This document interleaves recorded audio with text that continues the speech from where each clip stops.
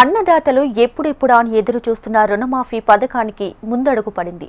August 15 లోపు 2 లక్షల లోపు రుణాలు మాఫీ చేస్తామన్న ప్రభుత్వం ఆ దిశగా చర్యలు ప్రారంభించింది.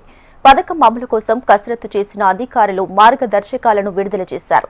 ప్రతి రైతు కుటుంబానికి 2 లక్షల రుణమాఫీ చేయనుండగా స్వల్పకాలిక పంటల రుణాలకు మాత్రమే వర్తించనుందని స్పష్టం చేసింది ప్రభుత్వం.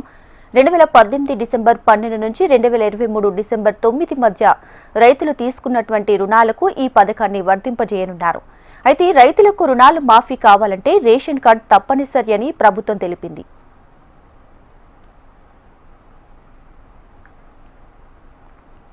ఇక రాష్ట్రంలో ఉన్న షెడ్యూల్డ్ వాణిజ్య బ్యాంకులు, ప్రాంతీయ గ్రామీణ బ్యాంకులు, జిల్లా సహకార కేంద్ర బ్యాంకులు వాటి బ్రాంచ్ల నుంచి రైతులు తీసుకున్న పంట రుణాలకు రుణమాఫీ వర్తించనుంది.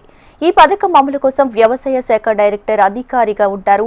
వ్యవసాయ శాఖ డైరెక్టర్, నేషనల్ ఇన్ఫర్మేటిక్స్ సెంటర్ సంయుక్తంగా ఒక ఐటీ పోర్టల్ను నిర్వహించనున్నారు. ఈ ఐటీ పోర్టల్లో ప్రతి రైతు కుటుంబానికి సంబంధించిన లోన్ అకౌంట్ డేటా సేకరణ, డేటా వాలిడేషన్, అర్హత మొత్తాన్ని నిర్ణయించడానికి సౌకర్యం ఉంటుంది. ఈ ఐటీ పోర్టల్లో ఆర్థిక శాఖకు బిల్లులు సమర్పించడం, ఇక రైతులు ఇచ్చే కంప్లైంట్స్ పరిష్కారానికి మాడ్యూల్స్ ఉంటాయి.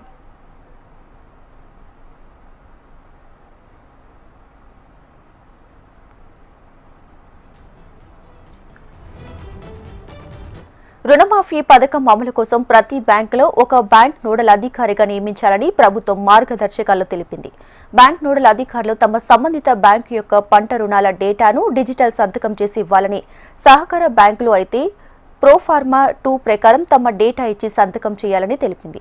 ప్రతి బ్యాంకు సిబిఎస్ నుంచి సేకరించిన డేటాను యథాతథంగా ప్రభుత్వానికి సమర్పించాలని ఆదేశించిన ప్రభుత్వం తప్పుడు చేరికలు, తప్పుడు తీసివేతలను నివారించేందుకు అవసరమైతే వ్యవసాయ శాఖ అధికారులు తనిఖీలు చేపట్టాలని తెలిపింది.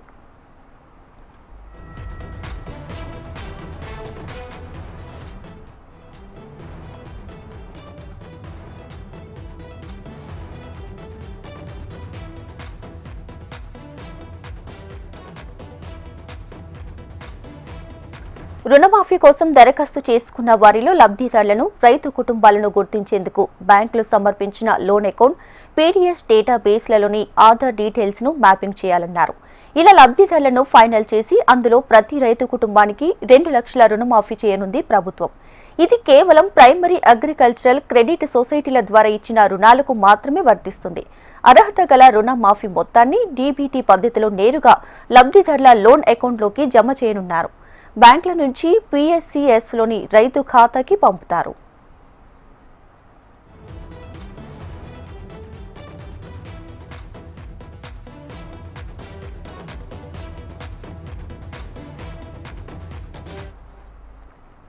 ఏ కుటుంబానికి అయితే 2 లక్షలకు మించిన రుణం ఉంటుందో ఆ రైతులు 2 లక్షలకు పైబడి ఉన్న మొత్తాన్ని బ్యాంకులకు చెల్లించాల్సి ఉంది.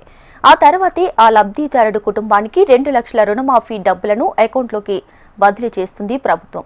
2 లక్షల కంటే ఎక్కువ లోన్ తీసుకున్న కుటుంబాల్లో మహిళల పేరుపై ఉన్న రుణాన్ని ముందుగా జమ చేయనుంది ప్రభుత్వం. ఆ తర్వాత మిగిలిన మొత్తం దమాషా పద్ధతిలో జమ చేస్తారు.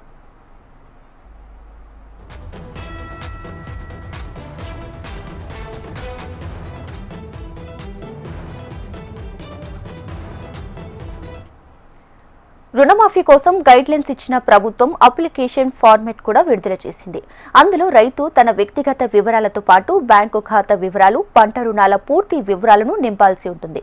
ఇక పథకం గురించి రైతులకు సందేహాలు ఉన్నా, ఇబ్బందులు ఉన్నా పోర్టల్, మండల స్థాయి సహాయ కేంద్రాల దగ్గరకు తెలియజేయాల్సి ఉంటుంది. ఈ అభ్యర్థులను సంబంధిత అధికారులు 30 రోజుల లోపు పరిష్కరించి దరఖాస్తుదారునికి సమాచారం ఇవ్వాలని ప్రభుత్వం అధికారులకు సూచించింది.